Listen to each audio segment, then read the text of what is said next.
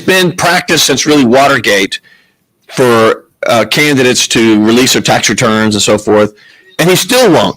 And he never would say, I won't. He just said, I'm working on it. I'm being audited. Well, that's been now, I don't know, what is that, 8 years? 10 years? 12 years? It's just interesting that.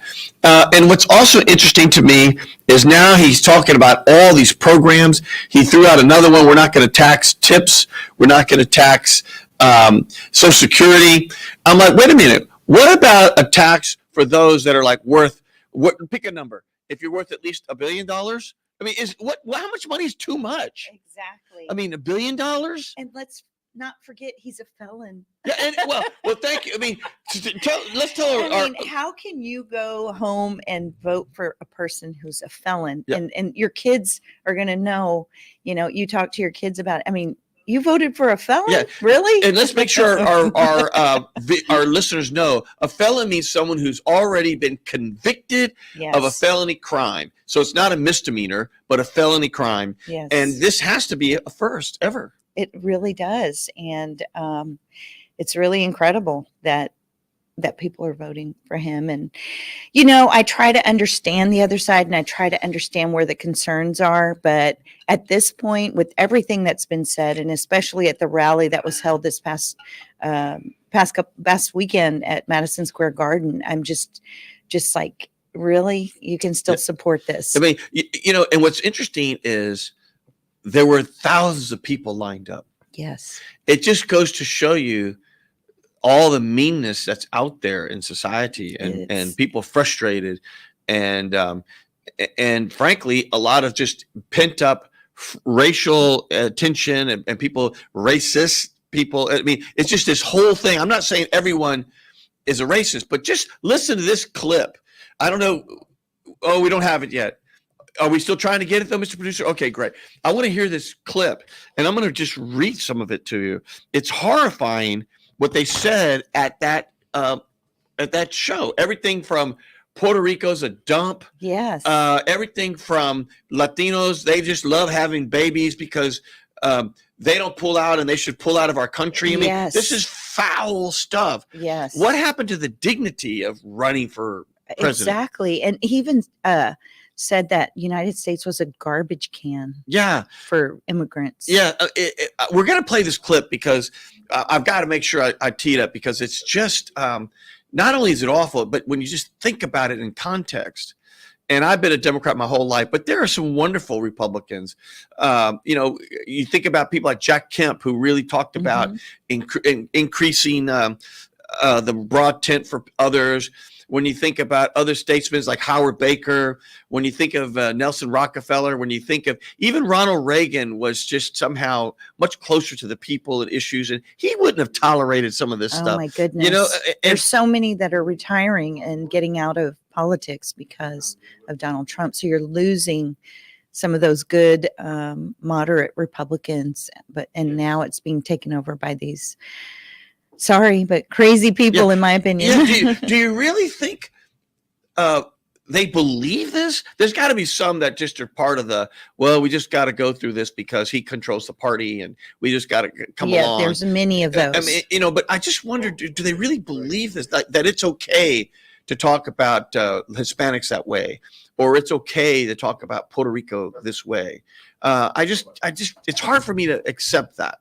It's really, really sad. It was depressing to watch all that. But, I was excited that Kamala Harris had Beyonce's support. I saw that Bad Bunny and all the Puerto Rican celebrities stepped up and are now endorsed Kamala. So I hope that helps with the young people who do need to get out and vote because they're the game changers. You know? I saw that Taylor Swift put something out. And something like 45,000 people registered to vote. Awesome. Because of what she did. Yes. And I think to myself, how wonderful that she's using her power for good. Yes. And yes, she supports Kamala, but I don't think, unless I'm wrong, that she put out there, do it so we can beat Trump. I think she just said, just do your civic duty, get out and vote. People died so we could have the privilege to vote. And people got Yes. beat up in Selma and all these places so we could have the right to vote. Yes. And golly, we got to vote. I went to vote at HCC. And it took me, I went yesterday and we did it with my family. So it was like a family affair. On a Sunday. I love that. Of course, you go to church and then you go to exactly. vote. Except, of course, my family's gotten smaller because all my kids are now kind of grown or different stages of growth. But it's now me, my wife, Dee Dee, and my daughter, Juju, who rocks my world. And so we went, and you know what? Of course, we secretly told them that she's a first-time voter. And then they said at the end, and she's a first-time voter, and everyone in the room clapped for her. That's amazing. It was wonderful. That's awesome. And I remember she was there. She was all nervous, and she really was all, I don't want to say anal, but kind of, just real into the whole thing of, I need to make sure I'm registered, and I want to make sure that they don't, because you're afraid now that your registration went through, and what if they say, oh no, you come from a Democratic family, you can't vote.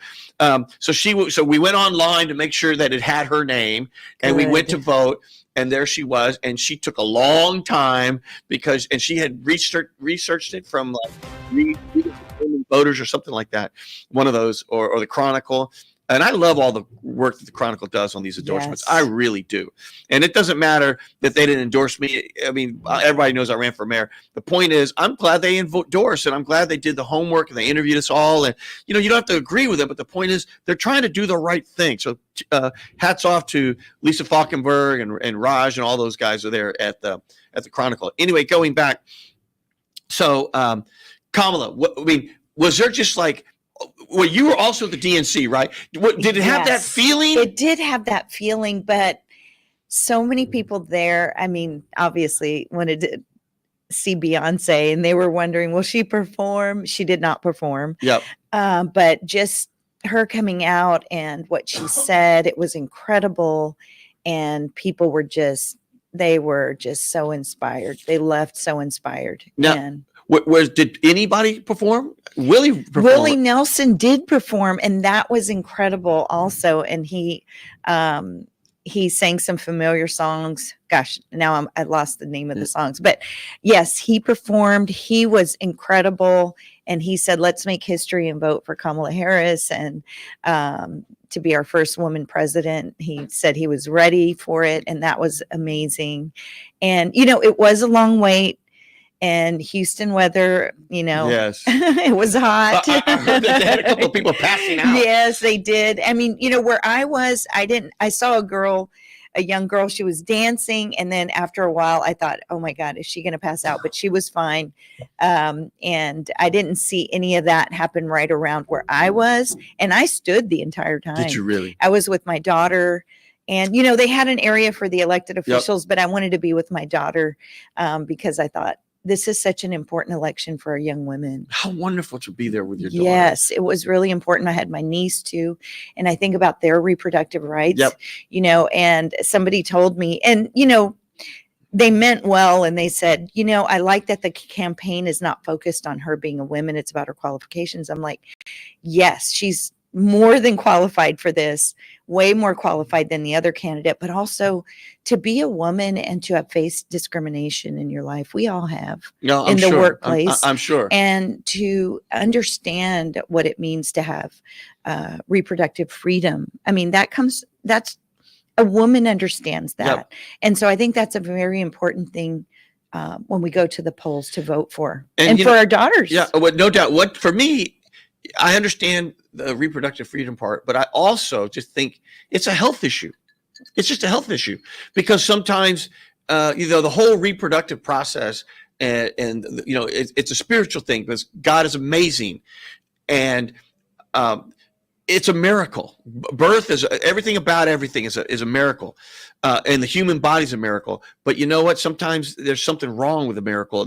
Yes. And that's where it can be a woman's life in jeopardy. And a woman needs to have adequate health care for all circumstances. Absolutely. And the freedom of religion. There are religions that, I'm a Catholic. Yep. So I understand how Catholic faith feels about abortion. And, if that's your belief, you should have the freedom to do what you want, but don't force other people who are not Catholic or don't have those same beliefs. Don't force them. And I don't think that our government. I loved the Colin Allred.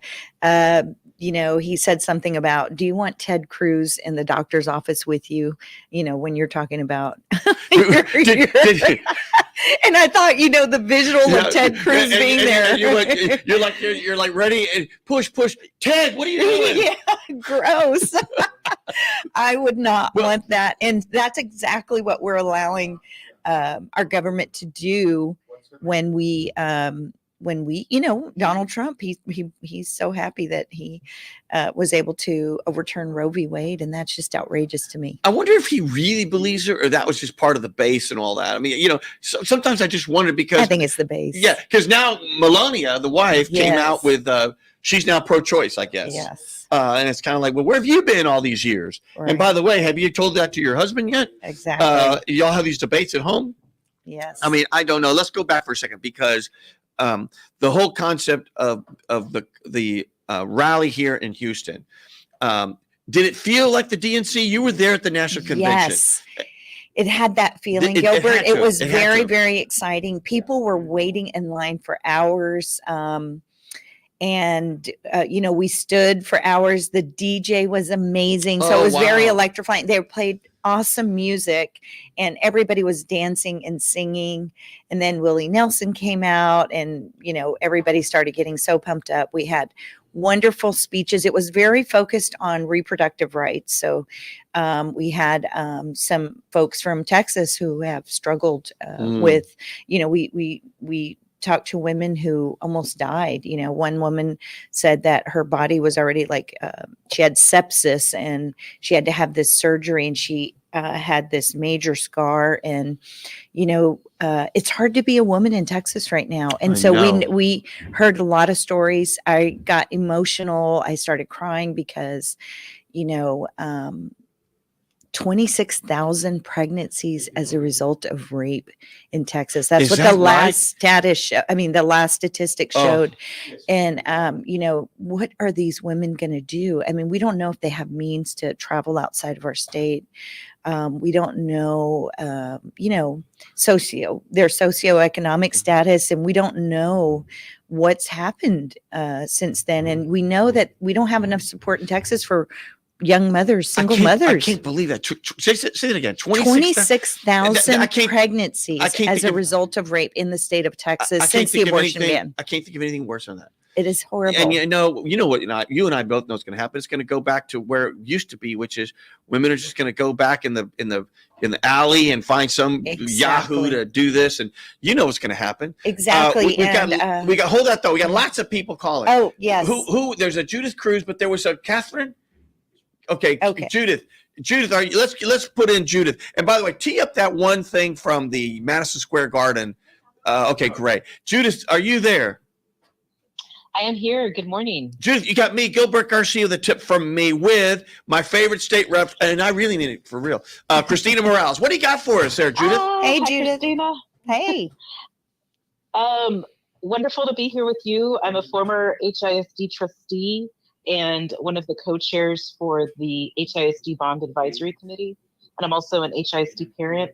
And I want to encourage folks to go out and vote for Props A and B for Houston ISD, investing in the future of our students. Well, we appreciate that. Let me ask you this. So you were a former trustee. What are you doing now? Correct. I work for an educational advocacy organization called EdTrust, and we advocate for policies all the way from pre-kindergarten through higher education for educational justice for students from low-income backgrounds and students of color. Wonderful, wonderful. Well, tell me this. I happen to be on the other side of that issue, but I want to give you airtime here because that's how we operate here. And I'm not going to play gotcha with you at all. Let me ask you this. So what do we think the future is here? I mean, at what point do we transition back to where you and others can be actual trustees and be the stewards of HISD? I mean, that's a great question. Yeah, I'm sure you probably don't know, right? But what are your thoughts? And you're closer to it the most. And where do you see this going? So there's 3 exit criteria that have to be met before elected trustees can start rolling back on to the board. So the first one is no multi-year DRF campuses. The second one is compliance with special education. Okay, hold on. And the third one, Before you go there, so have we met the first one? not yet. Okay. I mean, because it's only a year. I see. They've only been there a year. So if the criteria is multi-year, no multi-year. Oh, you're right. I got you. So it has to be at least 2 years, right? That you would have data. I see. So that's number one. Number two, go to the second one. Press special ed. What The did you say? second one is compliance with special education, making sure that students are getting identified. You know, if there's a referral, there's a timeline. Once they are identified, making sure that they're getting their services. Have we met that one, you think? I've seen improvements from the data that has been put out. So there is improvements. Okay. I don't know if it's been 100% met. Understood. And the last one. Go ahead. The last one is governance, and that's of the board and the superintendent. And there's actually a rubric that the Texas Education Agency uses, and the board has to get meets on that rubric. So I don't know that they're there yet either, but all three of them have pretty clear metrics for the exit criteria. So I'm thinking at least another 2 years before that's even considered. Well, that's great. Let me ask you this. Are you going to run again? I actually didn't. So my term was officially over in December. The elections were in November of last year, and I chose not to run again. So there's actually another person in the position of District 8 HISD. His name is Placido Gomez. You think you'll run again or no? Go ahead, Christina. In the future? Yes. I mean, if the opportunity presents itself, perhaps I won't close any doors. But I continue in the role that I'm in as an advocate and as a parent to continue to be involved. So even if I'm not a trustee, I will make sure that I'm always advocating for what's best for students. Wonderful, wonderful. Go ahead there, Christina. Judith, I mean, I am not supporting the bond. I'm actually about to put something out on my social media to let folks know that I'm against both Prop A and B. And I respect you so much. You're such a well-versed person in the education space, but, you know, without elected leadership, it's not, the timing's just not right. And there's a lot of issues regarding trust with Mike Miles and what he's able to do without very little oversight, or without any oversight. And so with that, you know, and just in talking to many, many parents, many who are working the polls as volunteers, many, many teachers, and talking to some of the students, they, you know, those are who are guiding me through this process of saying no to this bond at this time. I visited, and I'm glad you called in and brought up this thing. I kind of threw it out to Gilbert before we started today that I wanted to share that I visited an NES and a non-NES school. And NES, just remind our listeners. Yes, what so that is. it's a new education system school, and I was just very appalled at everything, which I had written an op-ed before with my visit to an NES school. But what was just very sad to me was at the non-NES school, which is the non-new education system, which really hasn't been affected a lot by the takeover, but I think it's starting to be more affected. They had a full operational library with a librarian, and the kids would visit the library daily. And there were so many programs that were offered to those kids. And then I went to the NES school a little later in the morning, and those kids had no access to books. And I ran into parents, and she said, well, if my son wants a book, he can buy one.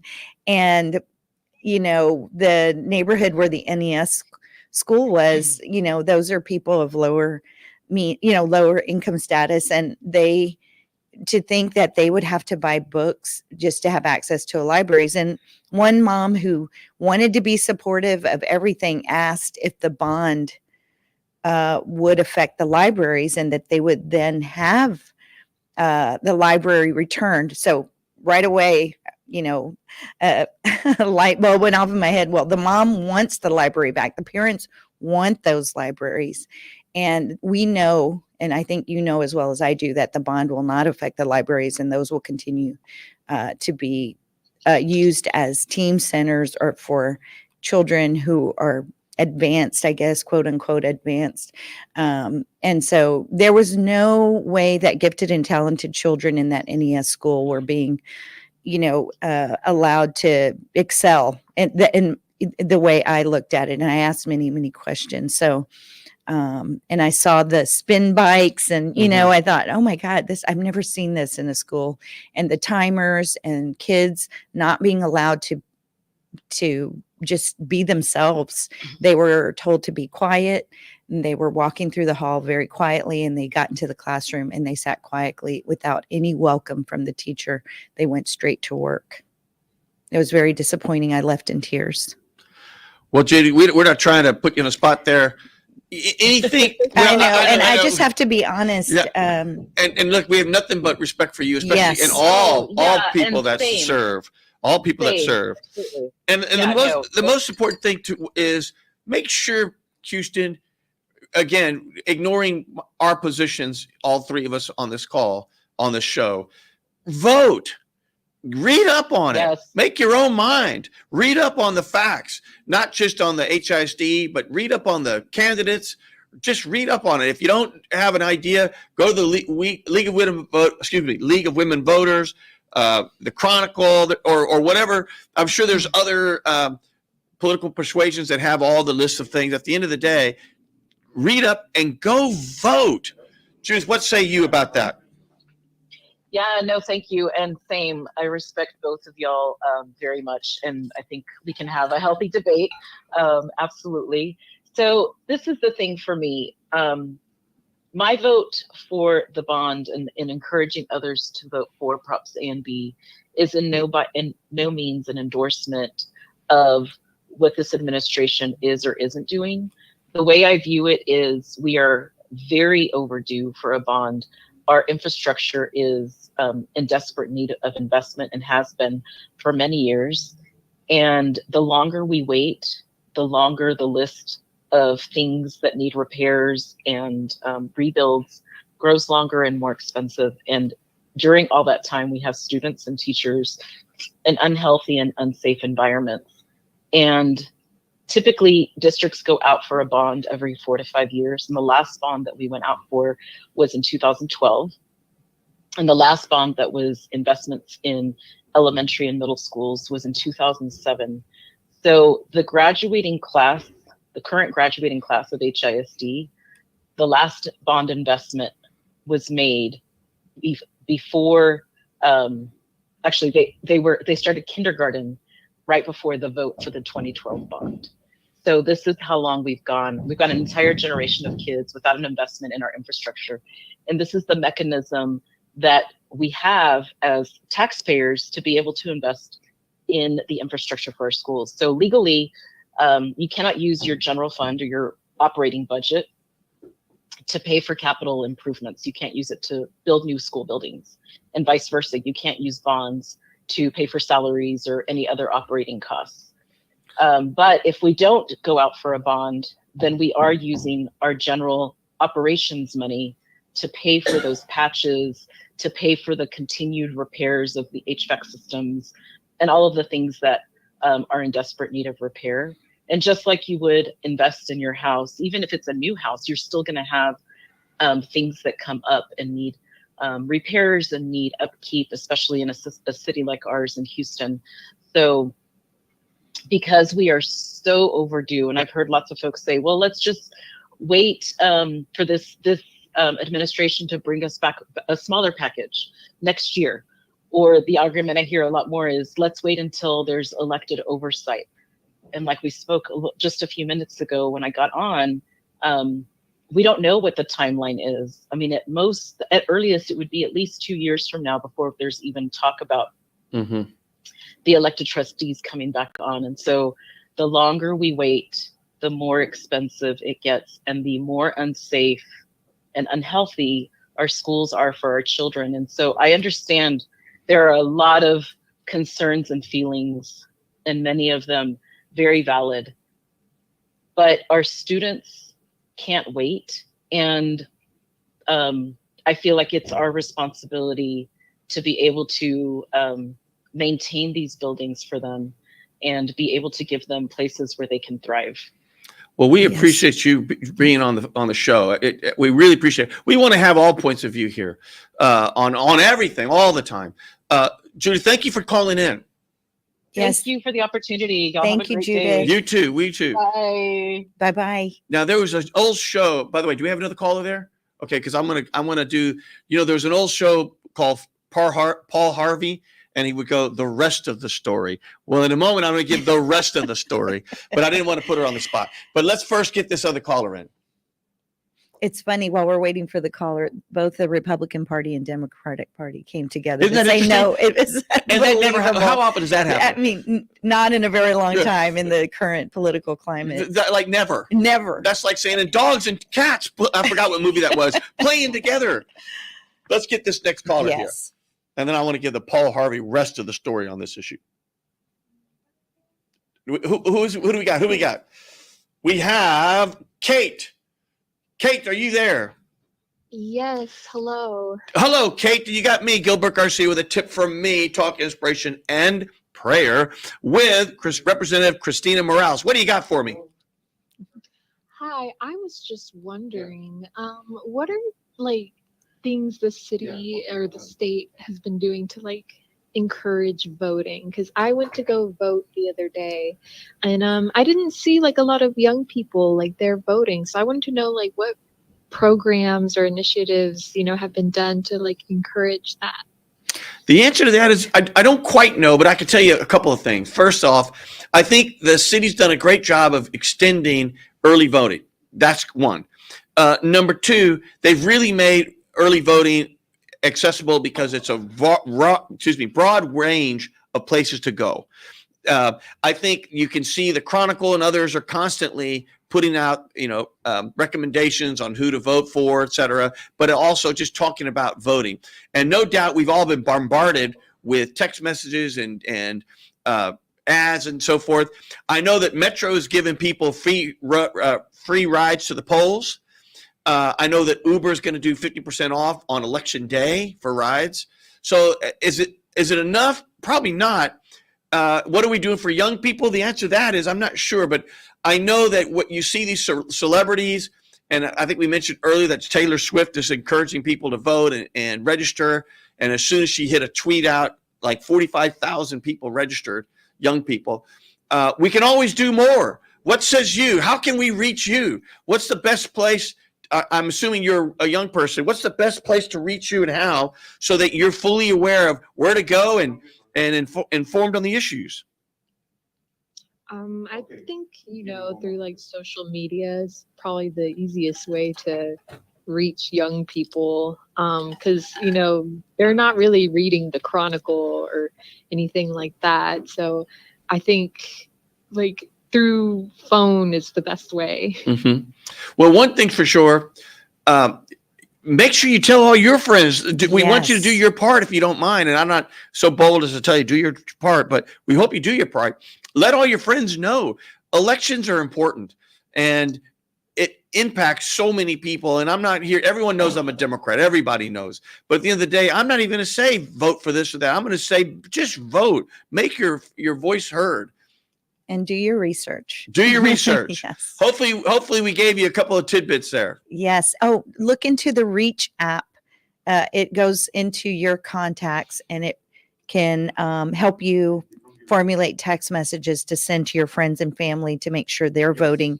And then you can actually see if they voted. So you can text them back and say, hey, I saw you haven't voted yet. So please utilize the Reach app. And I agree with you wholeheartedly that we could do more to encourage voting in Texas, but sadly, it's not a priority. But I can tell you, because I'm a legislator and I fight for us to do more when it comes to our voting, but please download the Reach app, REACH, and that will help you and give it to your friend. Tell your friends to download it, and that way, everybody's friends and family are voting. What a great way to say, hey, make sure you vote. Okay, sure I will. Hey, I see you haven't voted yet. Exactly. What a great thing. Yes. So hopefully we got you there. Just call in again. I hope you call in again. I hope you go vote. Mm-hmm. Well, thank you. Thank you. Thank you. Thank you. We got a lot of callers. I do want to do the Paul Harvey rest of the story, and we're going to get to that. And I do want to get back to the whole Beth by chocolate, but I want to make sure people realize it doesn't sound like what it is. It's really a celebration. It's in the Latino world. It's kind of our Halloween, and Halloween's not a spooky thing for us. What it is, it's a celebration of our ancestors and paying homage to them. And so, wait, we got a Vicky Cruz. Vicky, is that you? Vicky, hold on. We got Vicky, we got Jess, we got Brother Chris. We got a lot. We got it all. Vicky, are you there? All right. If we lose her, Vicky, are you there? Vicky. Hey. Vicky, how are you? You got me, Gilbert Garcia, with a tip from me with Hey, Vicky. Representative Christina Morales. What say you? Have you voted, and what are you up to, and what are you doing, and what's your view of all this? Oh my gosh. I haven't heard what you guys have been talking about. The one thing I care about is, yes, absolutely. Everybody get the vote out, right? Excellent. Yes. Well, have you voted? Yes. Oh, yeah. Awesome. Well, you know what? My daughter voted. She was a first-time voter, and they gave her a standing ovation. Awesome. Yes, it was a beautiful thing. Vicky, what do you think is some of the biggest issues for you right now? I'm torn. I'm going to tell you this. I love people. I love all people. You know, I serve my country. I'm a minister. And when God gives us the love of the Lord, it's like, I love all people, right? And it breaks my heart that we're put into these little bitty boxes that I don't like. I'm about the leader, right? And so I think it's just so unfair that we can't just sit at the party to come up with solutions, right? And that's always been my heart, y'all. It's just to basically work together, no matter what it is, to talk about these concerns and come up with the medium, because it's, I don't know. And that's just my excuse, because I don't like division. I don't like, and I think that sometimes politics, it creates that. Well, you've always been an activist, and you're always a can-do person. And so I really love that about you. And you're always trying to help, broad society. So let me ask you this. What do you think are the top 2 or 3 issues that are bringing people to the polls? Now, I understand, and I don't know if this is true or not, but we're starting to set records on early voting, but it's very interesting. It looks like the Republican areas are coming out strong here in Harris County. That's what I've been seeing and reading about. Mm-hmm. And I'm not saying what's good or bad. At the end of the day, we want everyone to vote. And so, Vicky, what say you? I think like these are some of the issues that I have, and it breaks my heart that when I see it, it's like, man, I don't know. Abortion is one, right? Mm-hmm. But I'm kind of like, who am I? I can go on and write stories about my life and what my decisions have been made. But again, when we look at pro-life, we look at the immigrants. That is being pro-life. I don't want to see people go back. I'm like, Trump, shut your mouth. We're not sending people back. There's no reason. We have the resources here in this country if we all stand together for the people. And then, you start, cultures start becoming divided, and I start to it's just a lot. Gilbert, we can get into like all of that, but it just baffles me. It's like, come on, come up with the solutions. Well, I'm going to tell you something as an economist, and this is where what a lot of people aren't really fully understanding, is if you look at some of the countries, whether it's Japan, whether it's Germany, whether it's Italy, all of those countries are in real dire straits because their populations are shrinking. And one of the main things is their births are low. Same thing with China. And number 2, they have very strong immigration controls. In other words, they're not welcoming immigrants. And here in the U.S., if you look at what's kept us out of, or what got us out of this COVID recession, it was the immigration. because you brought in a lot of young people who are spending money. They're living here. They're hardworking. They take a lot of the hardworking jobs. It is a net real positive for growth, especially when you look at today's society where people are having fewer children. A thriving workforce is part of growth. And if you start having a shrinking workforce, that's the beginning of a real death spiral for civilization. Yep. And so, if we had not had this immigration, we probably would still be struggling right today. Immigration is a net positive for the economy in a big way. Not even close. Yes. And especially, guys, I mean, go ahead, Christina, Mama. Well, I just want to say real quick, my grandparents started the first Spanish language radio station in the city of Houston. And I say that Houston is the bustling economy that it is because we've always been welcoming to immigrants. Mm-hmm. And at that time, if you were coming from a Spanish speaking country, which at that time it was mostly people coming from Mexico, and you knew if you went to Houston, you could listen to this radio station and find a job, listen to the news, know if a hurricane was coming, then you wanted to live there. Right. And because that's where you knew you could find a job, you could find a place to live, you could listen to the news. And so I believe that those kind of things happening in our city back in, the 70s, 50s, 60s, 70s is why we are the growing, bustling city that we have become, and we're a majority Latino city. So yeah, we need immigrants. It's a net positive. It's a net for growth. positive. You're right. Our medical center with all the immigrants, and we need more economists to speak out. Yeah. Go ahead, though, Vicki. We didn't mean to cut you off. Yeah, no, I agree with you. And the thing about it too, though, is we know now that the influx that has come in from other countries, and I was able to go work in the school district, leaving corporate America for 20 years of doing project management and cost efficiency projects. That I come here, get into the school district. My concerns with all that was the massive amount of the immigrants that had came in, which is why I went to two parties to say, please, let's come up with solutions. What do we do? Because these kids are not integrating the way they need to. Emotionally, they're scarred. I don't care if these kids have paperwork or not. These are children. Exactly. These are children we're looking at, and we need to stand up. And so to my Republican friends, I challenge you to stand up. I challenge you to my Democrat friends. This is not about anything but little bitty babies that have so much hope to change our country. And so that's why I let go of everything. And I said, no, we got to make heroes in the hero program. I'm going to tell you again, you're like, oh my God, no, it's because of that.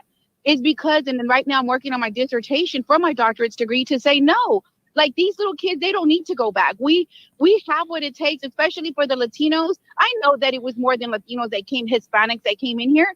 They're from China. They're from people from other countries, from Ukraine that are here, Iraq, Iran, everywhere else. But don't just look at immigrants as though they're Latinos, because they're not. Right. They're coming from everywhere. And if they're giving out numbers and they're giving out, make sure that our Hispanic people are getting it too. If they're giving away these houses and they're giving away all of these things, we'll make sure that we're also in the line, that we're not just giving it to all these other countries. And that's my concern. Yes. And we can talk about it more offline, because there are some there's been some miscommunication about what people are getting for free. Yep. So we do need to talk about that. But I want to remind you to read a wonderful op-ed that was in yesterday's paper that was written by my friend Massey Villarreal. And it's about how immigrants contribute to our economy. And it was very well written and well said. So please, Vicki, take a look at that. Well, listen, we're opening up a pantry. I'm working with the church, y'all, right here down the street. And there's it's mostly children, and they're single moms with these little immigrants. And so I'm teaching them hero, because it's no, you've got to learn, if you're going to be in this country, how to be helpful, how to ask for help, how to encourage yourself, how to respect yourself and stay on task.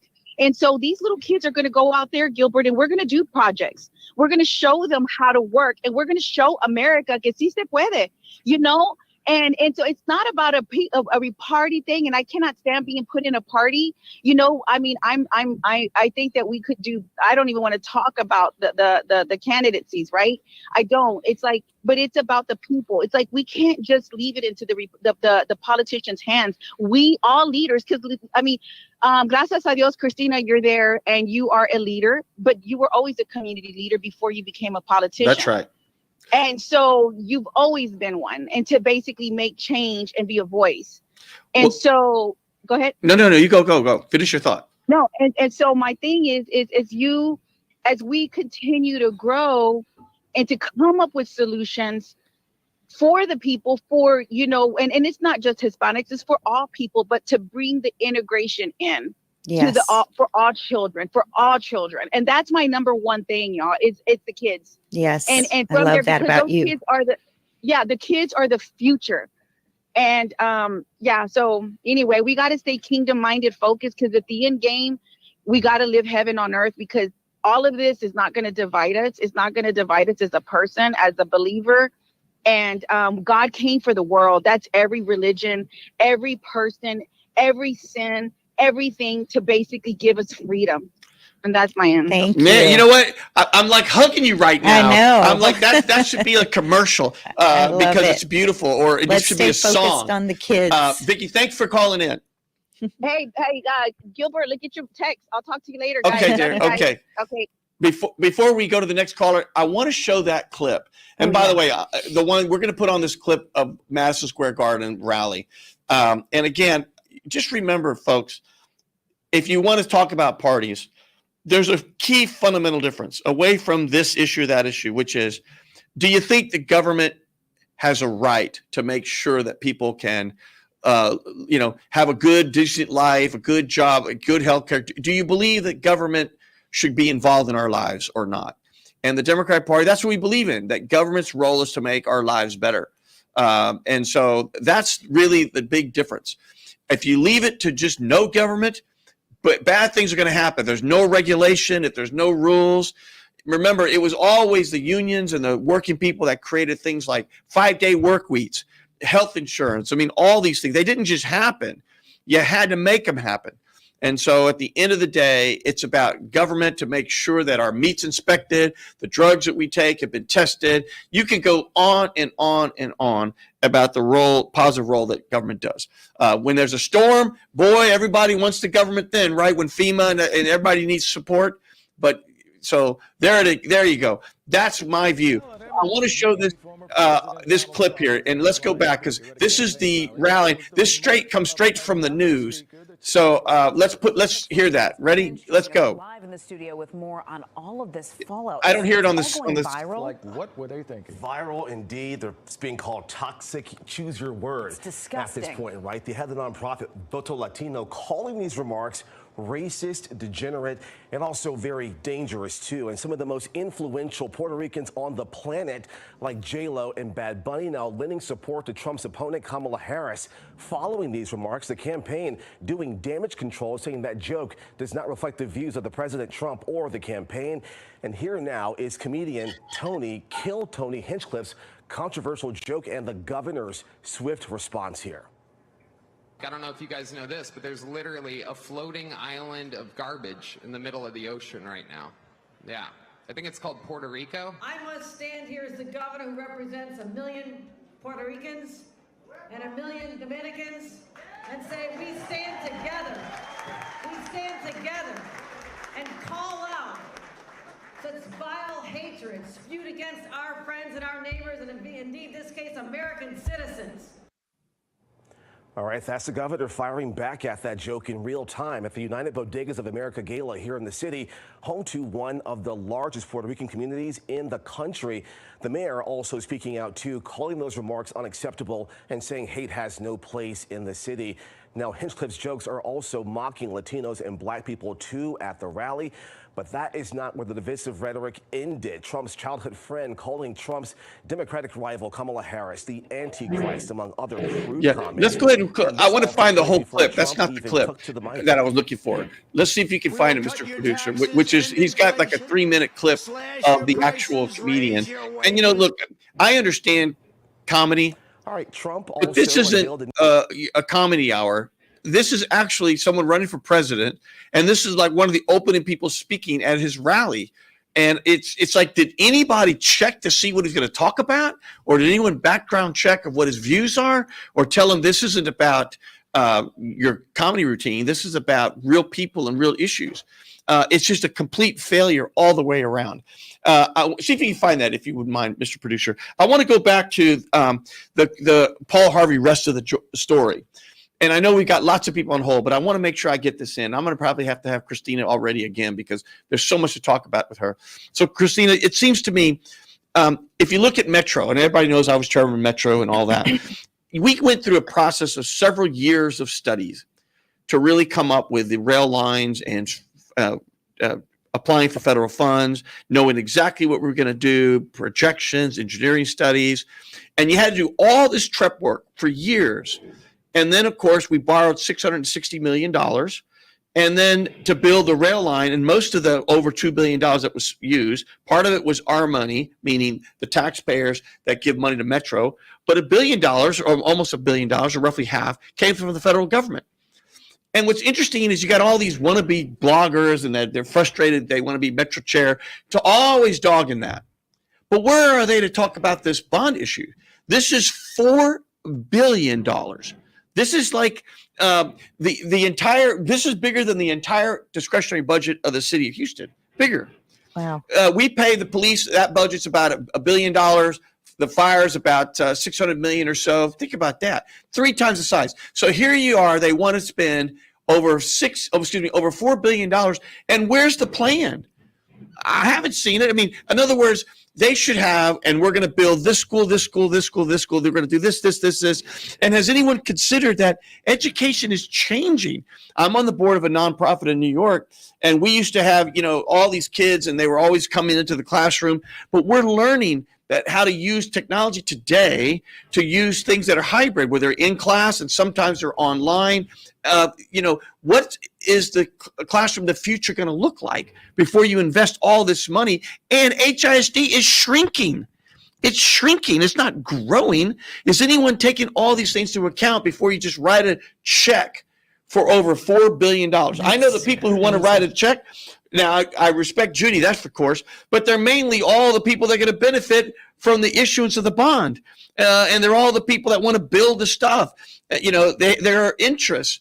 My view is, here you have an unelected board. You have someone that's temporary, because we now know it's going to only be maybe another year or two. So a temporary administration, and you want to borrow a gargantuan amount of money. And we don't really know how much you're going to spend it on what areas and what parts of the city. It makes no sense to me. It makes You need a much better plan before you're going to ask me to let my taxes go higher. I'm starting to sound like a conservative, and I'm not. But the point is, I guess it goes back to, where's the transparency of this whole thing? Exactly. I've asked for, how do we know where this money is going to be spent, and so on and forth. And, and I asked it of Judith, and she did send me some articles and some information, but yeah, it's not very clearly written out. There's over 200 schools in HISD, and this will only, the way it's being put out is it's only going to affect like a small number of the schools. And listen, I spoke to the Congresswoman the other day, and she said there are many federal grants that were not applied for when it comes to lead and different things in our schools that could be repaired if we just applied for those grants from the federal government. Those things could be repaired. And listen, I agree. We need to do so much to fix our schools. We need to make sure every kid has access to a robust, wonderful education, regardless of the zip code. And I'm going to say that again, regardless of their zip code, because those NES schools are only in certain zip codes. And they're probably not in your district. Oh, there's a lot of them in my district. Are there? Yes, I have one. We had Chrysalis Project, the number one. It was an awesome middle school. Great. It was wonderful. And parents were on a wait list to put their kids in that school. It has now turned NES. So kids are just leaving that school in droves, and it's terrible. So the schools that are still doing great, those schools have wait lists. So it's really, really sad. And without everything spelled out, just like you said, and without no taxation without representation, Amen. right? That's right. So we cannot allow people that are unelected to manage these funds, Yep. and especially when they haven't listened to us since they've been put in where they are now. And especially because they're only going to be around maybe another year or two. Exactly. And so they're going to put all these things in place. Oh my God, it's hard to believe. We're almost out of time. I know. We We didn't get to talk to everything. Yeah, but I got to get you back because we need to talk about anything. Oh, there's so much to talk about. But going back, do we have that other clip or no? No. Okay. Well, I've got to play it. We'll have to do it for next time because it's so foul, and it's rated R, frankly, but it's so foul about Hispanics, letting to have a bunch of baby kids. I mean, it's so foul that I just got to play it because it's going to be so disturbing. Let's get Jess. There's a Jess on the line. Maybe this is Jumping Jess. Jess, are you there?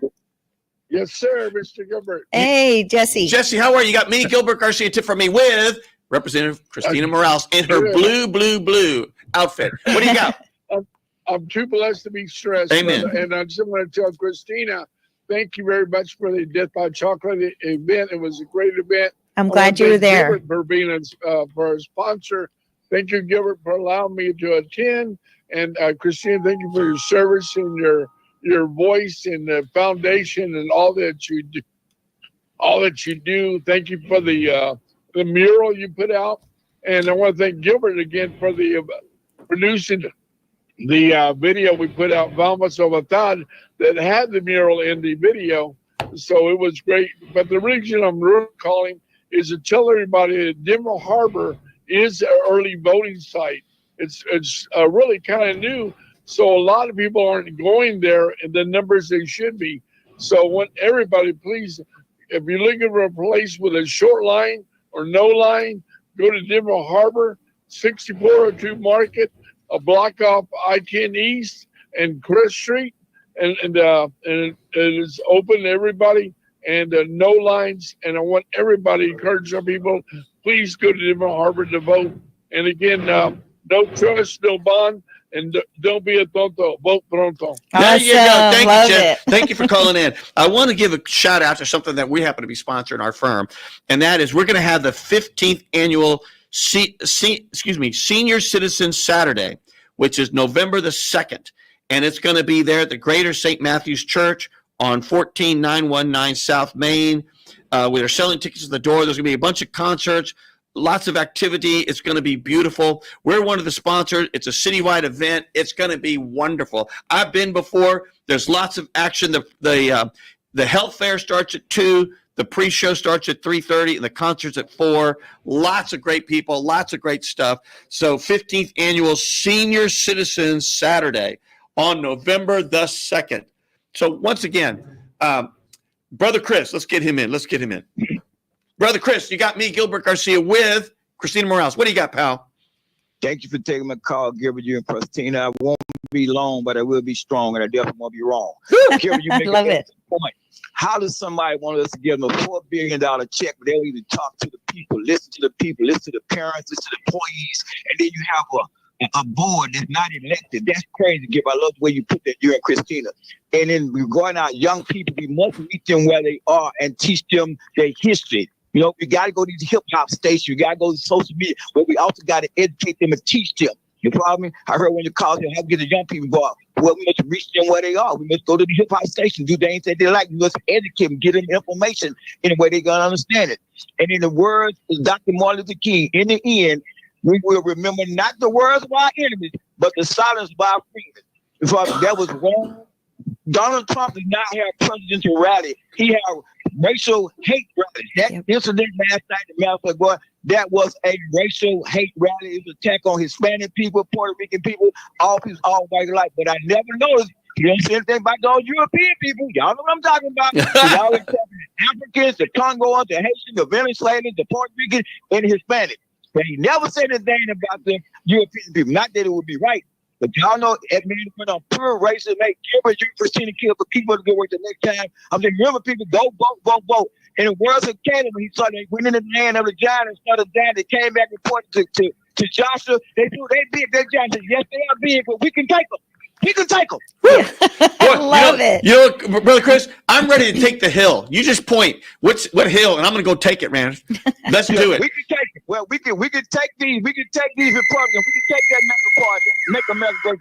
We can take them. We can take all the evil and racism. We can take them. In the words of Caleb, yes, they are big, but we can take them. Woo. Well, listen, Brother Chris, thank you for calling. I'm running out of time. Please call in again. We enjoy you. I know there was 2 or 3 people still on hold. We're not going to get to you. Christina, would you come back again? Yes, because, I need to come back again, and I don't want. I know.